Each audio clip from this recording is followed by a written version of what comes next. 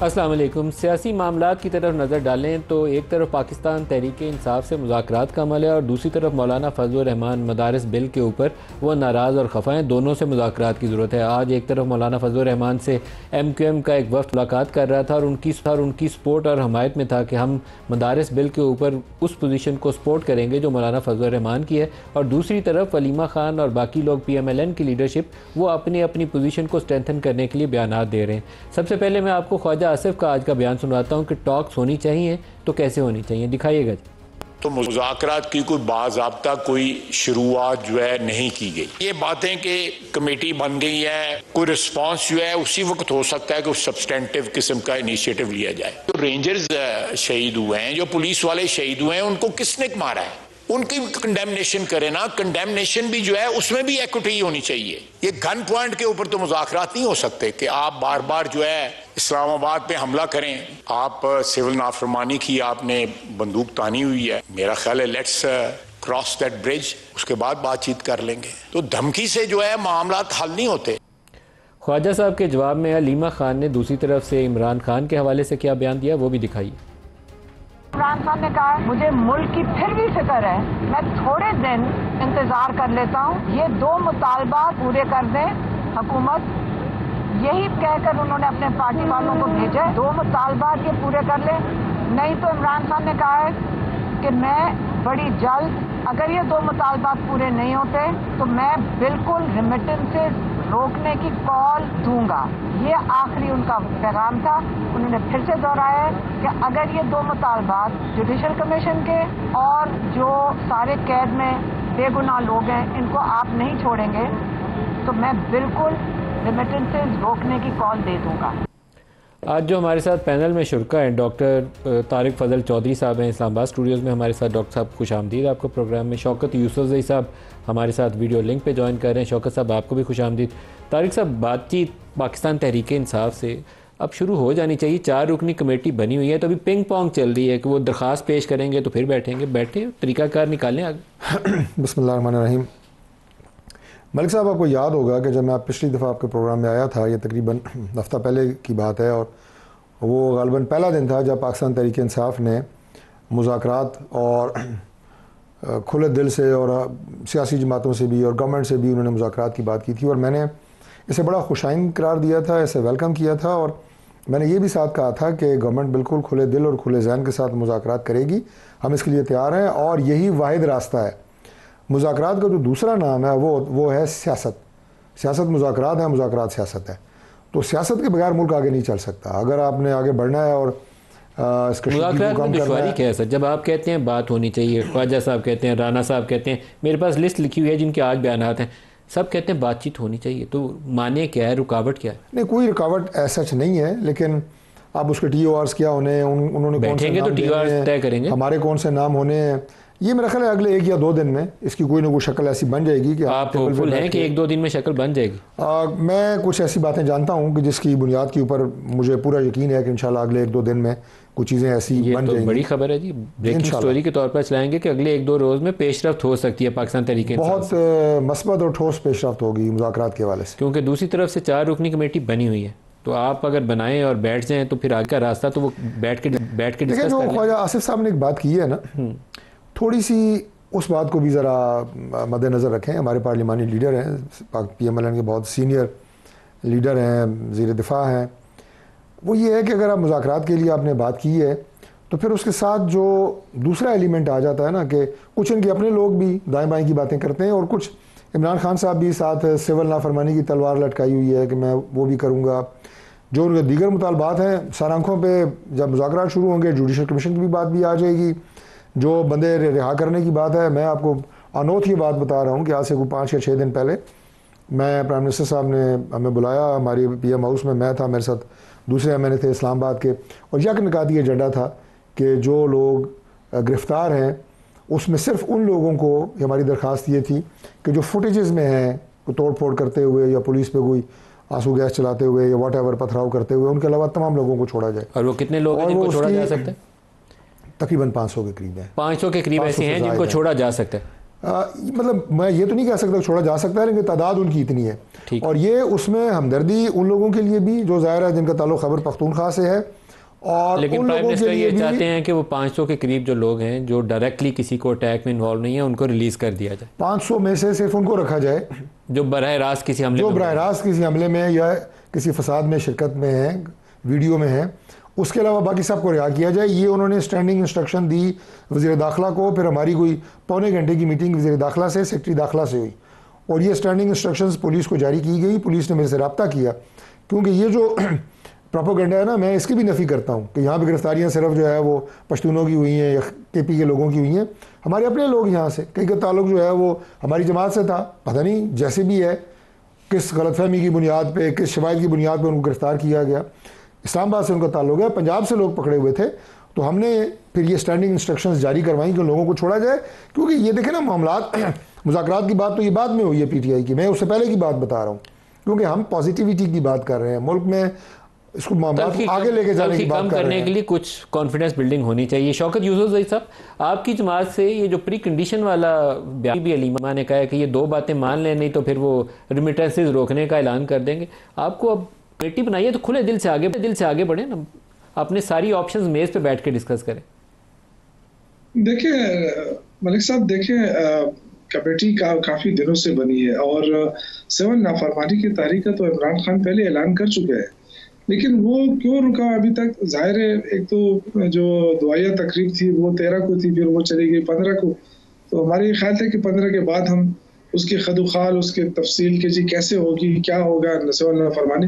लेकिन बीच में जब ये जो कमेटी बन गई उसके बाद मामलात, हमारी ख्वाहिश थी कि जी मुज़ाकरात हो जाए और मुज़ाकरात में कोई रास्ता निकल आए, क्योंकि मुल्क मुश्किल में, हम सब कहते हैं मुल्क मुश्किल में है, और है हकीकत में है। तो मुल्क मुश्किल है, मुल्क तो हम सबका है ना। अगर मुल्क होगा तो हम फिर सियासत हमारी रहेगी, हम सब एक दूसरे का मुकाबला भी करेंगे। तो उसके लिए तो हम सारे तैयार हैं कि जी मुज़ाकरात हो जाएं, कोई वे आउट निकल आए। लेकिन मसला ये है कि ये आगे से इनका जो रवैया है वो पहले कुछ और था, अब कुछ और है। ये शायद समझते हैं कि 26 नवंबर के बाद PTI बड़ी कमज़ोर हो गई है, अब इनके साथ लोग नहीं निकलेंगे। तो आपको पता है कि PTI के जो वर्कर है वो किसी लीडर के साथ अटैच नहीं, उसे इमरान खान के साथ अटैच है, और कोई जाए कोई आए उससे कोई फर्क नहीं पड़ता है। ये इमरान खान अगर कहेंगे कि निकलो, वो फिर निकलेंगे, क्योंकि 18 से 35 साल की उम्र के लोग ज्यादा हैं और वो बड़े जज्बाती हैं। तो ये जैसा इन्होंने कहा, मुझे बड़ी हैरत हुई। आज मैं लिस्ट देख रहा था, बहुत सारे ऐसे लोग जो वहां गए ही नहीं थे, उनके नाम भी लिखे। अच्छा, वो लिस्ट कहाँ से आई है कि उन्होंने देखा है कि तंजीम में कौन लोग हैं, तहसील सदर कौन है, तहसील के जनरल सेक्रेटरी कौन है, KP के पूरी लिस्ट जो है वो कहीं से इन्होंने लेके उन सब के नाम डाल दिए कि जी ये जो FIR में देख रहा था, मुझे बड़ी हैरत हुई कि बहुत सारे लोग हैं नहीं यहाँ पे और उनके नाम उसमें डाले हुए। तो आप अंदाजा करें कि ये सिर्फ जो है ना, ये तो एक इंतकामी कार्रवाई हो गई ना। आप कैसे ऐसे दूसरे लोगों को शामिल कर सकते FIR में? ये तो जाली FIR हो गई ना। वो बेचारे लोग कहाँ मेरा सवाल तो अभी कायम है कि ये बयान आप अगर दोनों फ्रीकैन, एक उस तरफ खड़ा रहे और एक उस तरफ खड़ा रहे और अपने तगड़े तगड़े बयान देते रहे तो फिर मामला आगे नहीं चलेगा। लेकिन आप मेज़ पे बैठ जाएं, इधर मैं बैठा हूँ, इधर तारिक साहब बैठे हैं, बात करेंगे तो रास्ता निकल आएगा। मैं तो कह रहा हूँ कि बैठें आपस में, बैठ के तो तय कर लें, कॉन्फिडेंस बिल्डिंग तो होगी, आपके बंदे रिलीज कर देंगे वो, लेकिन आगे तो बढ़ें, पहला कदम तो आगे लें। जी मलिक साहब, अगर हमारी कमेटी को देख लेना आप, तो आपका अंदाजा हो जाएगा कि हम कितने सीरियस है मुज़ाकरात करने में।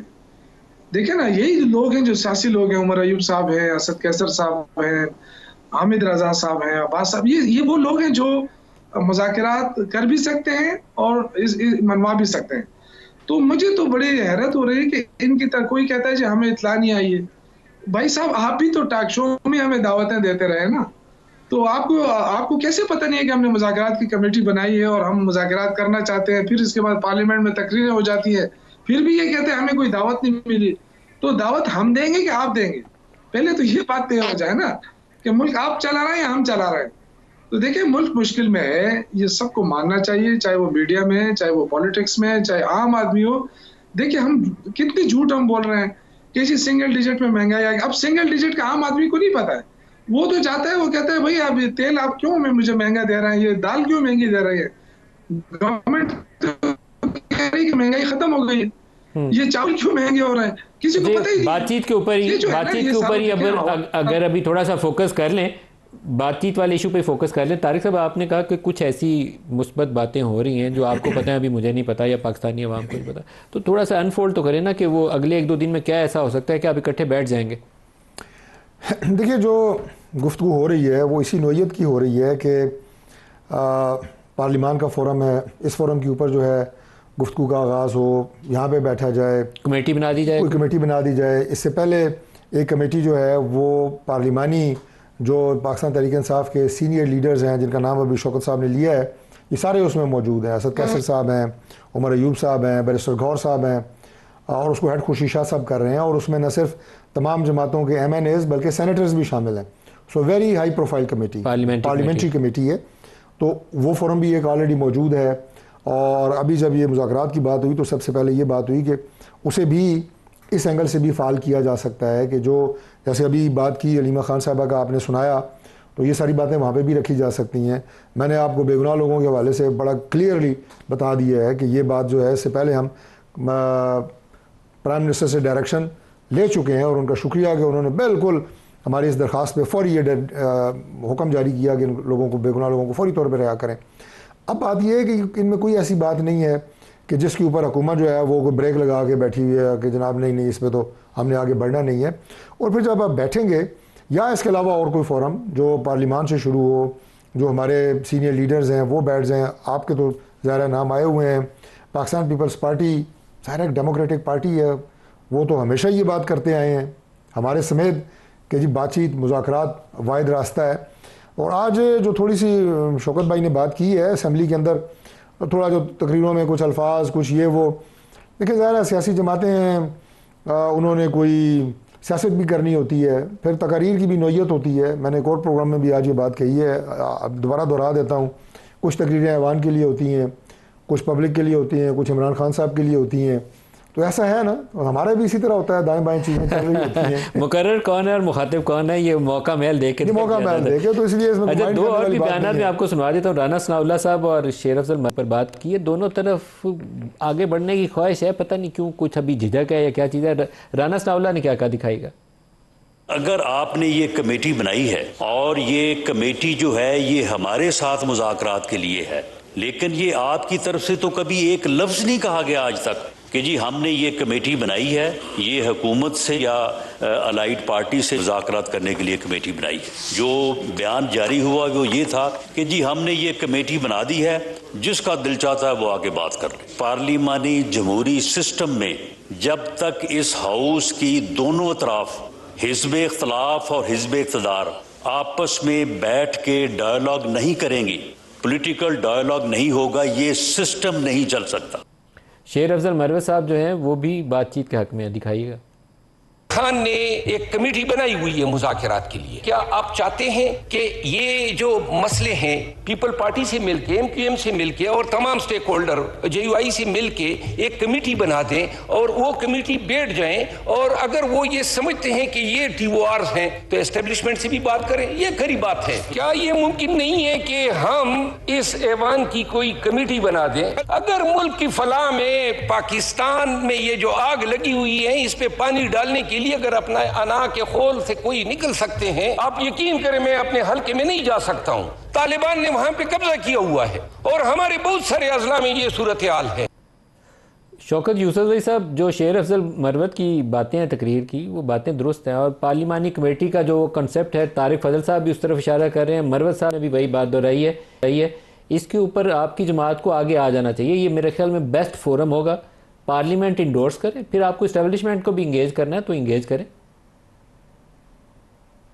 देखिए, या तो ये अनाउंस कर दे कि जी हमारे लोग इनसे बात की जाए, वरना सारे मीडिया के ऊपर, फिर पार्लियामेंट के अंदर भी तकरीर उस दिन उसमें भी कहा गया कि आए मुज़ाकरात करें। सेनेट में भी हुआ, कौमी असम्बली में भी हुआ, बैरिस्टर गौर ने भी स्पीच की, वहां पे शिवली ने की। तो मुझे समझ नहीं आ रही कि इनको हम किस खत लिखते हैं इनको, या क्या कोई प्रॉपर तरीका जो होता है वो जनाब वजीर आजम साहब हम मुज़ाकरात करना चाहते हैं। मेरे ख्याल से संजीदा होना चाहिए जी, मुल्क मुश्किल में है, हम सबको पता है।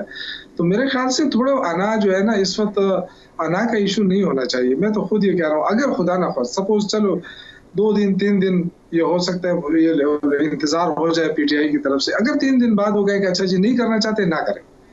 अपोजिशन है ना, फिर एहतजाज, तो क्या ये मुल्क के लिए फायदे में है? क्या ये हुकूमत उसके साथ कंफर्ट फील कर रही है कि जी एहतजाज हो, बस ठीक है, जो करना चाहते हैं आप करें? स्ट्रीट पावर तो है, इससे तो आप इनकार नहीं कर सकते। लोग आज भी इमरान खान के साथ खड़े हैं। वो अगर ये कहे कि जी इस्लामाबाद पहुंचो, ठीक है, आप मारते हैं मारे हैं, आपके पास रियासती ताकत है, ये तो एक और बात है ना। लेकिन मैं ये समझता हूँ कि देखें इस वक्त मुश्किलात है, दहशतगर्दी बहुत पावरफुल है। मैं कल मेरे हल्के में, अभी मैं आपके प्रोग्राम के लिए अभी पहुंचा हूँ शाम, मैं गया था, वो जो रात को चौकी पे हमला हुआ है, तो मैं बहुत अच्छा दोस्त था मेरा इंस्पेक्टर हसन, वो शहीद हो गया, हवलदार था वो शहीद हो गया, मैं दोनों के उस पे गया, अभी घरों में गया उनके।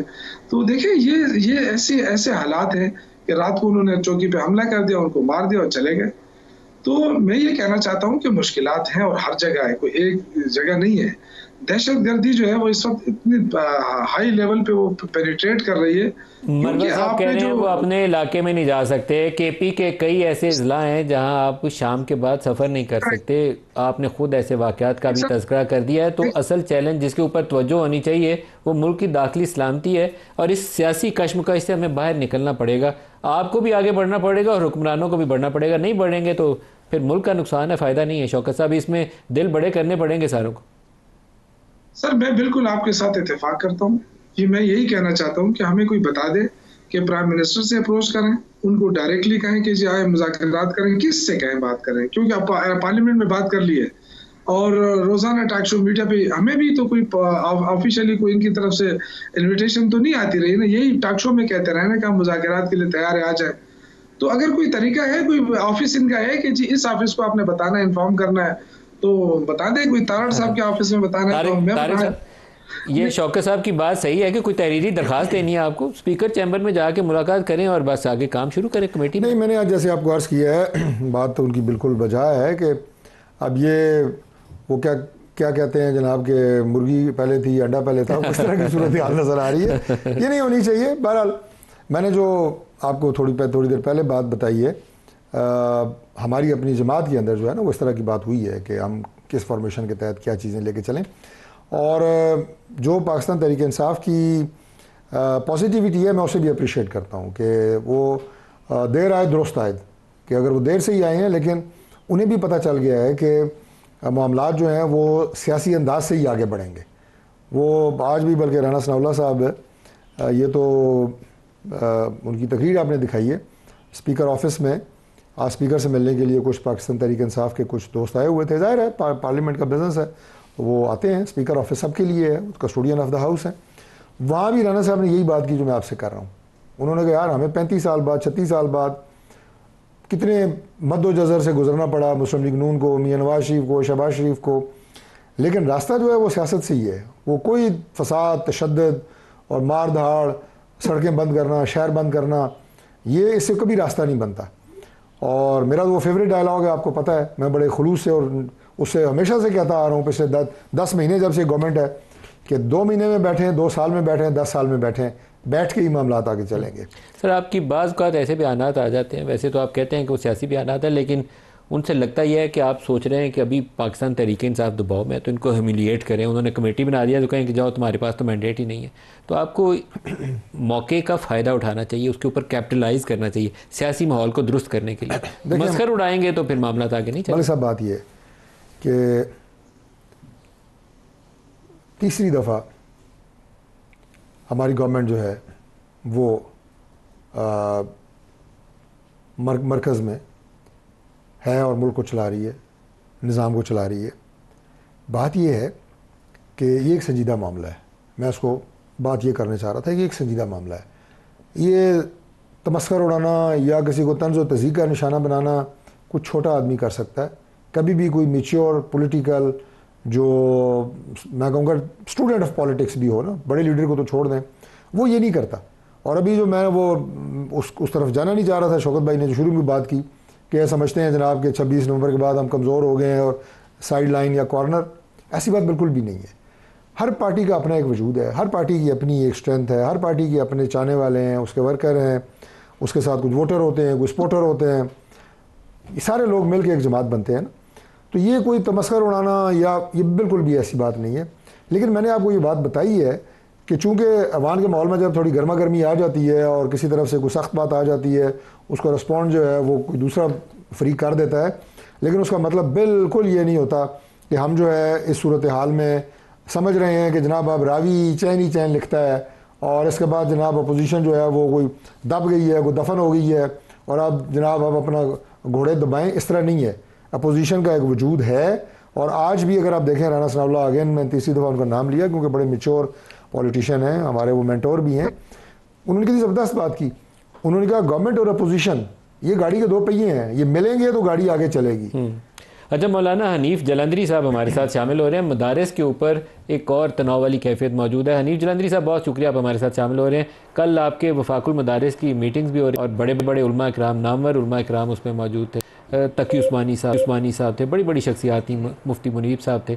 तो अब क्या सूरत हाल है, अभी लेटेस्ट पोजीशन क्या है? हुकूमत की तरफ से कुछ तजावीज़ भी थी नए मसवदे की शक्ल में, उलमा इकराम को वो मंजूर है या नहीं मंजूर? बिस्मिल्लाहिर्रहमानिर्रहीम, अस्सलामु अलैकुम वरहमतुल्लाहि वबरकातुहू। सबसे पहले तो जनाब का बहुत बहुत शुक्रिया, अल्लाह ताला आपको जज़ाए खैर अता फरमाए। तंजीमात मदारिस का मौक़िफ़ ये है कि जो 26वीं आईनी तरमीम के मौके पर मदारिस रजिस्ट्रेशन का तरमीमी बिल मुत्तफ़िक़ा तौर पर दोनों ऐवानों से मंजूर हुआ है, ये खुद हुकूमत ने पेश किया है। ये ड्राफ्ट भी हुकूमत का था, हमने उसको कबूल किया था और पेश भी लॉ मिनिस्टर ने किया था और ये 20 अक्टूबर को सेनेट से और 21 को कौमी असम्बली से पास हो गया। 28 अक्टूबर को सदर पाकिस्तान ने इस पर एक एतराज़ लगाया। स्पीकर साहब ने उस एतराज़ को दुरुस्त किया और आर्टिकल 175 का हवाला दिया कि ये लफ्ज़ी गलती थी और इस लफ्ज़ी गलती की बुनियाद पर इसकी ज़रूरत नहीं है कि इसको दोबारा पार्लियामेंट में लाया जाए, ये मेरे इख्तियार में है और मैंने ये गलती दुरुस्त कर दी है। वो दुरुस्त करके उन्हें वापस भेज दिया और उसके बाद फिर 13 नवंबर को, यानी वापस उन्होंने 1 नवंबर को भेज दिया था। 13 नवंबर को फिर सदर पाकिस्तान ने मजीद कुछ के वो बजाय स्पीकर को भेजने के पार्लिमानी उमूर की वजारत को भेजा और 10 दिन की मुद्दत ख़त्म हो गई थी और उसके बाद फिर प्रेसिडेंट साहब को पास ये इख्तियार नहीं था कि वो दोबारा कोई एतराज़ लगाएं। वो एक मरतबा में, पहली मरतबा में जो एतराज़ लगा सकते थे उन्होंने लगाया और स्पीकर साहब ने खुद ये कहा कि अब मेरे उसके मुताबिक, मेरे इल्म के मुताबिक भी और कानून के मुताबिक ये अब एक्ट बन चुका है और अब इसकी ज़रूरत नहीं है कि इसको किसी और इजलास में पेश किया जाए। हनीफ जलंधरी साहब, यहाँ तक तो बात ठीक हो गई कि आप चाहते हैं कि वो जो बिल है उसी को एज इट इज़ माना जाए। हुकूमत के और सदर साहब के इतराज़ात हैं, इसीलिए उन्होंने नया मसवदा आपको दिया था। तो नए मसवदे में क्या बहुत बड़ी तब्दीली है जो आपको नागवार गुजरी है या उसके ऊपर काम हो सकता है? जी देखिए, मैं अर्ज करता हूँ कि हमारा मौक़िफ़ तो यह है कि पार्लियामेंट की बालादस्ती का, जमहूरी इदारे के एहतराम का और आइन का तकाजा यह है कि उसका तो गजट किया जाए, नोटिफिकेशन किया जाए, उसमें रुकावट न डाली जाए। और उसके बाद क्योंकि पार्लियामेंट भी मौजूद है, हम भी मौजूद हैं, किसी माकूल बात से हमें इनकार नहीं है। अगर गवर्नमेंट समझती है कि उस वक्त मौके पर हम कोई मजीद चीज़ें भी हम शामिल करना चाह रहे थे जो हमारा जहन में नहीं आई, अब आई है बाद में, तो वो तरमीम पर हमसे बातचीत कर ले। जब भी चाहेगा हम इंशाल्लाह उसमें मौजूद होंगे, क्योंकि हम नहीं चाहते कि हमारे मुल्क के इस्तेहकाम में या अमन में कोई खलल आए। पाकिस्तान पहले ही मसाइलिस्तान बन चुका है, तो हम हर वक्त इंशाल्लाह पाकिस्तान के मफाद के लिए हर बात पर बैठने को, सोचने को, ताउन करने को तैयार हैं।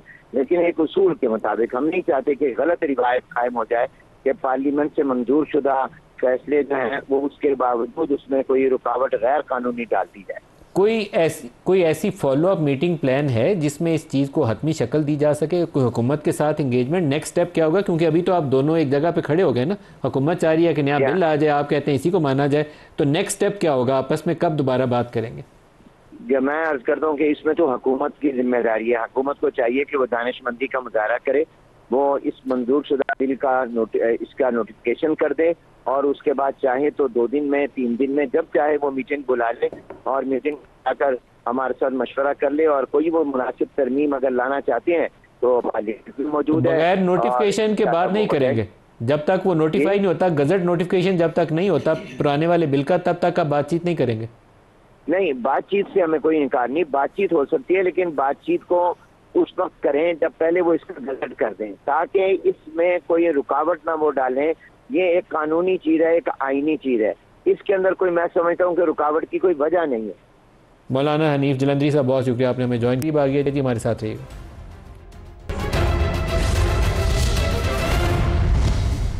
प्रोग्राम में दोबारा खुश आमदीद कहते हैं। मदारिस रजिस्ट्रेशन वाला बिल भी एक अजीबो गरीब मुज़क्का खेज़ सूरत हाल है। 26वीं आइनवी तरमीम के मौके के ऊपर नून लीग ने और पीपल्स पार्टी ने भरपूर तरीके से वादा भी किया और बिल पास भी करवाया, और फिर तकरीबन वक्त गुजरने के बाद, क्योंकि बज़ाहिर तारीखों से ऐसा ही लगता है, सदर साहब ने कुछ इतराज़ात लगाए। इतराज़ात हैं भी तो आप सियासी तौर पर इंगेज करके रास्ता निकाल सकते हैं, लेकिन दोनों फरीक अपनी अपनी जगह पर बयान दाग रहे हैं। मौलाना फजलुर रहमान ने भी बड़ा तगड़ा स्टेटमेंट दिया, दिखाएगा।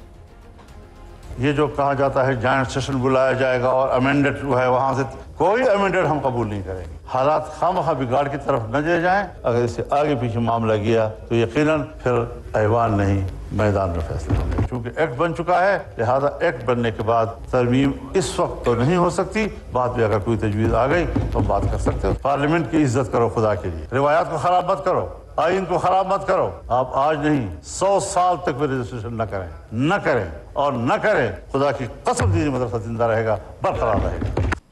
डॉक्टर साहब, फिर ईवान में होगा या मैदान में होगा? मसाइल का हल तो ईवान में ही होता है, मैदान में तमाशा होता है, और तमाशा मसाइल का हल नहीं होता। मौलाना साहब बहुत काबिल एहतराम है और बहुत ज़ीरक सियासतदान है और हमारी क़यादत के बहुत करीब हैं, कल भी और आज भी, और काबिल एहतराम है। उन्हें पता है इस बात का कि फ़ैसले जो हैं वो ऐवान में ही होते हैं।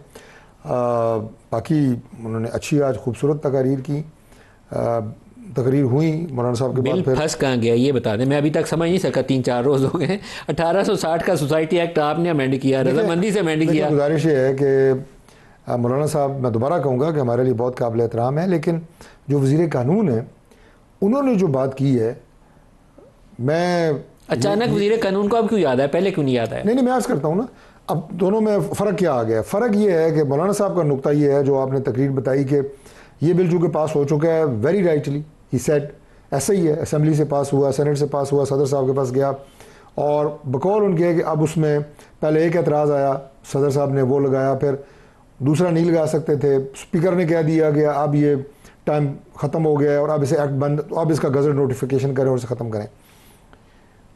बहुत मामूली सा फ़र्क है। कंटेंट अपनी जगह पे, जो लॉ मिनिस्टर हैं उन्होंने कॉन्स्टिट्यूशन की उन तमाम शिकों का हवाला दिया जिसके तहत सदर जो है वो पार्लियामेंट का हिस्सा है। President is a part of the parliament ना, पार्लियामेंट की। सर, सदर साहब को अब क्यों याद आया? 26वीं तरमीम के मौके के ऊपर सारे वादे तो करके आए। अब नहीं, उसमें जो उन्होंने एक बड़ा होने की हैसियत से, एक जैसे घर में बड़ा होता है, फादरली फिगर होती है, उन्होंने अगर कोई एतराज़ात लगाए हैं, अब इसका हल जॉइंट सेशन, और जॉइंट सेशन में भी ज़रूरी नहीं है कि जो एतराज़ात उन्होंने लगाए हैं वो उस बिल का हिस्सा बनाए जाएं। अगर उन्हें साइड पे रख के ओरिजिनल हालत में, जैसे पहले सेनेट ने और कौमी असम्बली ने बिल पास किया था, उसी तरह भी अगर जॉइंट सेशन पास कर देता है तो उसके बाद 10 दिन बाद सदर साइन करें ना करें, उसने एक्ट बन जाना है। ये मौक़िफ़ है लॉ मिनिस्टर का। अब ये बारीक सा फ़र्क है, और उसके लिए मैं आपको इंटेंशन बता देता हूँ गवर्नमेंट की, बहुत क्लियर है। प्राइम मिनिस्टर ने उसके ऊपर बड़ी वाज़ेह डायरेक्शन जो है वो तारड़ साहब को, लॉ मिनिस्टर को दी है। उसके साथ ड्यूटी जो है राना सनाउल्लाह साहब की उन्होंने लगाई है कि बैठ के ये जो थोड़ा सा टेक्निकल बात हम कह रहे हैं कि थोड़ा ये आइनी हम उसमें हैं, ग्लिच में हैं, वो कह रहे हैं कि आप उससे निकल चुके हैं, तो इसको देख लेते हैं। बाकी इंशाल्लाह ताला मैं तो पहले भी एक एंकर को आप ही के चैनल पे कहा था, यार हमें ना मौलाना साहब से लड़वाएं, ये हमारा मसला है, ये आपका मसला नहीं है। आपसे भी मैं यही गुजारिश करूंगा। शौकत यूसुफ साहब, इनकी लड़ाई कोई और करवा रहा है, हमारा उसमें कतन रोल नहीं है। ये सिर्फ अब एक्सक्यूजेज ढूंढ रहे हैं कि किसके मुद्दा किसके गले डालें, ये तरीका ढूंढ रहे हैं। 2019 का एक बिल है, वो पहले भी मौजूद था जब ये 26वीं आइनी तरमीम के ऊपर फजलुर रहमान साहब से वादा कर रहे थे, आप ही के दौर का पास किया हुआ। तो अब मसाइल अचानक से कैसे क्रॉप अप हुए हैं, मैं अभी तक समझ नहीं सका कि सारी आफ्टर थाट्स अभी क्यों आ रही हैं, पहले महीना क्यों नहीं आई?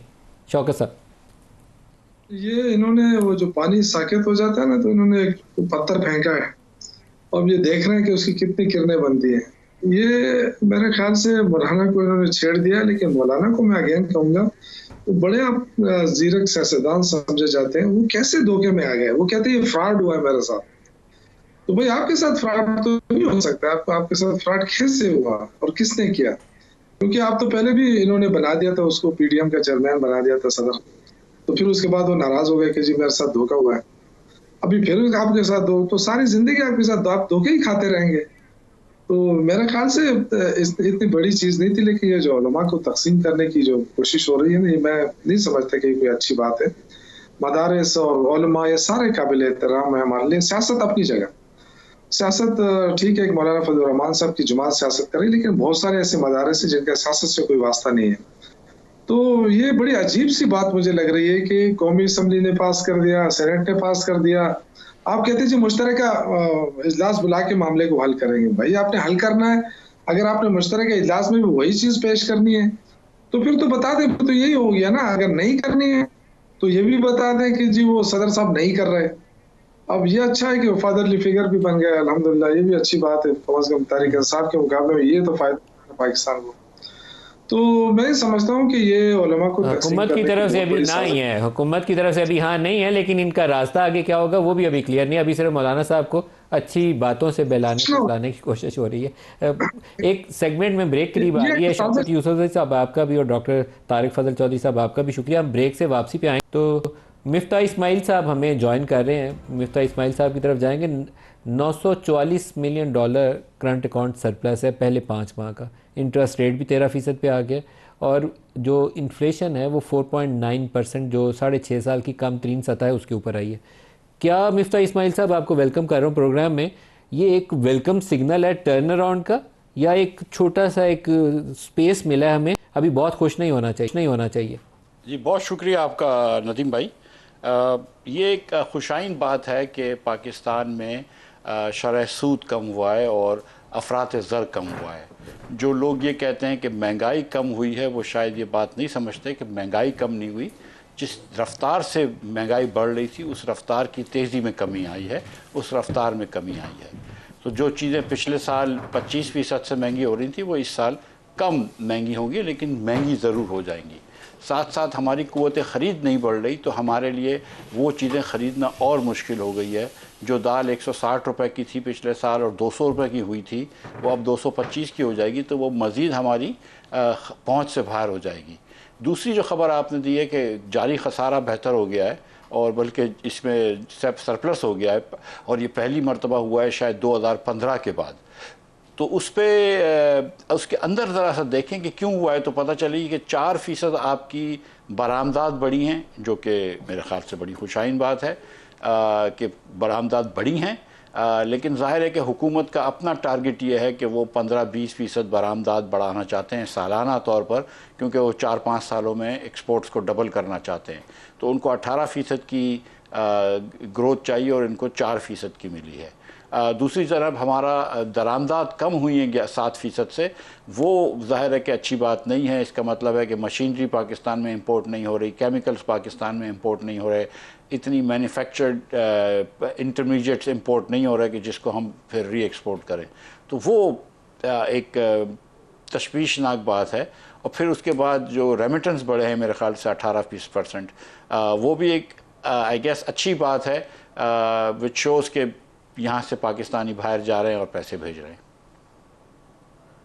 अच्छा मिफ्ता साहब, जो रिमिटेंसेस वाला फिनोमेना है वो बड़ा ही पॉजिटिव है। कुछ $3 बिलियन पर मंथ पे हम चले गए, 36 अरब डॉलर के करीब करीब चले जाएगी इस साल रिमिटेंसेस। मुझे लगता है ट्रेंड बड़ा पॉजिटिव है। हम इसको अंडर एस्टिमेट करते हैं रिमिटेंसेस की पावर को। एक्सपोर्ट से ज़्यादा कमा के हमें रिमिटेंसेस दे रही हैं इस वक्त। जी, एक ज़माना था नदीम भाई के रेमिटेंस जो थी वो एक्सपोर्ट से काफ़ी कम होती थी, आधी के बराबर होती थी, फिर करीब आ गई, अब ज़्यादा हो गई है। और जिस तरह चल रहा है कि पाकिस्तान में जितना पेट्रोल में जितनी बिजली महंगी है, जितनी गैस महंगी है, जितने टैक्सेस ज़्यादा हैं, चाहे वो सैलरी क्लास पे हों या कंपनीज़ पे हों या बिजनेसेस पे हों, तो ऐसा लगता है कि पाकिस्तान में मैन्युफैक्चरिंग कम रहेगी, पाकिस्तान में एक्सपोर्ट्स कम रहेंगे और हमारे होनहार बच्चे जो हैं वो मुल्क के बाहर जाके हमको रेमिटेंस भेजा करेंगे, तो हम एक रेमिटेंस बेस्ड कंट्री हो जाएंगे अगर यही ट्रेंड चलता रहा। मैं नहीं समझता कि वो बहुत अच्छी बात है। रेमिटेंस बढ़े वो तो ठीक बात है किसी एक साल, लेकिन लॉन्ग टर्म अगर आपने रेमिटेंस पे ही गुजारा करना है, लॉन्ग टर्म अगर आपने इसी चीज़ पे तकिया करना है कि अपने पढ़े लिखे नौजवानों को मुल्क के बाहर जाना पड़ेगा नौकरी ढूंढने, तो वो शायद एक सही स्ट्रैटेजी नहीं है। अभी भी आपने देखा कि जो ग्रीस में कश्ती उल्टी है उसमें भी जो 45 लोग पाकिस्तानी थे, 2-3 जाँ बहक भी हो गए। उससे पहले एक मरतबा जब हादसा हुआ था तो कुछ 100 लोग से ज़्यादा पाकिस्तानी थे।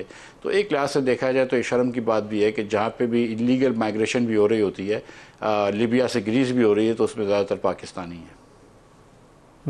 अच्छा मिफ्ता साहब, एक चीज़ जो हमारे कुछ सियाने हैं पॉलिसी साहब, उनकी मेरी समझ से अकल से बिल्कुल वो बालातर हैं। हमें टेक्सटाइल शायद कोई 25-30 अरब डॉलर मज़ीद कमा के नहीं दे सकता, क्योंकि उसमें हमने कोई बहुत इन्वेस्टमेंट नहीं की रिसेंट ईयर्स में। पीटीआई के दौर में अखीर में जब इन्होंने वो टर्फ की स्कीम दी थी तो कुछ पैसा आया था, अदरवाइज़ डेड चल रहा है बड़े सालों से। एक एरिया है आपका आईटी एक्सपोर्ट्स का और आईटी इनेबल्ड सर्विसेज का, और उसका बेड़ा गर्क करने के लिए हमने पिछला 10 महीने का टाइम पूरा जोर लगाया है कि यहाँ से कुछ ना हो पाए। कभी इंटरनेट बंद कर देते हैं, कभी वीपीएन की शर्त आयद कर देते हैं। तो पॉलिसी साजिश में तो कोई अक्ल का काम होना चाहिए। 8-10 अरब डॉलर आसानी से आपको ये एरिया कमा के दे सकता है। नदी भाई, जो एकदम सितम की बात है वो ये है कि उन हमारे बच्चे जो कि ख़ुद किसी ने थोड़ा सा डिप्लोमा लिया हुआ है, हुकूमत की यूनिवर्सिटियों से कुछ नहीं पढ़ा हुआ, और ख़ुद बेचारों ने बैठ के अब इंटरनेट से ख़ुद ही सीखा है, प्रोग्रामिंग लैंग्वेजेस सीख ली हैं, सी सीख ली है, किसी ने C++ सीख ली है, जावा सीख ली है, वगैरह वगैरह। और वो बच्चे जो हैं वो अब दुनिया भर में अपनी हुनर बेच रहे हैं, फ्रीलांसिंग का काम कर रहे हैं। मैं लास्ट वीक इस्लामाबाद में एक रेस्टोरेंट में था तो एक बच्चा मेरे पास आया और मैं उससे पूछ रहा था कि बेटा क्या करते हो, तो उसने कहा सेमीकंडक्टर सपोर्ट सर्विसेज में काम करता हूँ। तो मैंने कहा बेटा पाकिस्तान में ये होता है? तो बोलता है नहीं अंकल, वो अमेरिका में होता है, मैं यहाँ से उसको सर्विसेज प्रोवाइड करता हूँ इस्लामाबाद से। तो मैंने फिर इससे पूछा कि इंटरनेट से तकलीफ़ होती है? तो बोलता है कि देखें हमारा सारा काम जो है वो VPN के थ्रू होता है, जो उस कंपनी के सर्वर पे होता है, क्योंकि उनकी प्रोप्राइटरी टेक्नोलॉजी है। तो हमको ये करना बहुत मुश्किल होता है, हम ये VPN पे कर रहे होते हैं। जब हमने PTA से पूछा कि अपना VPN कैसे रजिस्टर करें, तो उन्होंने कहा कोई सेटिंग से कर लो। उनको ये भी नहीं पता थी कि किस सेटिंग से करोगे, उन्होंने कहा सारी सेटिंग्स ट्राई कर लो, किसी एक से हो जाएगा। तो सीरियसली आई थिंक कि ये जो इंटरनेट बंद करने की जो रविश है पाकिस्तान में, और स्लो कर देने की, और कभी VPN बंद कर देने की, कभी फलां ऐप बंद कर देने की, कभी फलां ऐप बंद कर देने की, ये एकदम काउंटर प्रोडक्टिव है। जो I mean just to be very honest, जो PTI का बयानिया है जिसकी वजह से ये सारी चीज़ें हुई हैं, वो तो लोगों तक पहुंच जाता है। व्हाट्सएप फॉरवर्ड तस्वीरें खुले या ना खुलें वो दूसरे दिन मिल जाता है। और वो जो भी आपको मतलब हुकूमत का बयानिया जो है उससे बहुत ज़्यादा PTI का बयानिया चलता है पाकिस्तान में। हुकूमत के पास तो खैर कोई बयानिया है ही नहीं।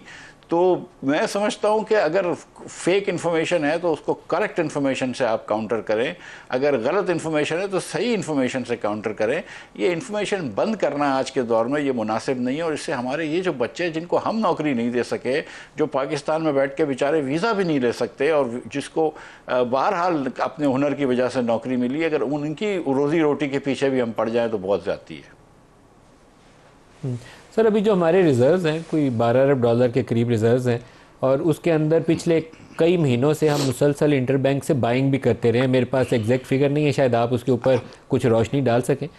क्या एक्सचेंज रेट मौजूदा आपको लगता है कंपैरेटिव है 278 के ऊपर अच्छा है, या वो हमारी बाइंग की वजह से 278 पे, अदरवाइज़ ये स्ट्रेंथन हो जाता रुपये? लेकिन जो सर मैंने सुना है कि 1.8 बिलियन डॉलर्स स्टेट बैंक ने पिछले 3 महीने में ख़रीदे हैं इस क्वार्टर में। तो इसका मतलब है कि काफ़ी हेल्दी सिचुएशन है रुपए की एक्सचेंज रेट की, और अगर स्टेट बैंक नहीं ख़रीदता तो शायद रुपया की वैल्यू बढ़ जाती।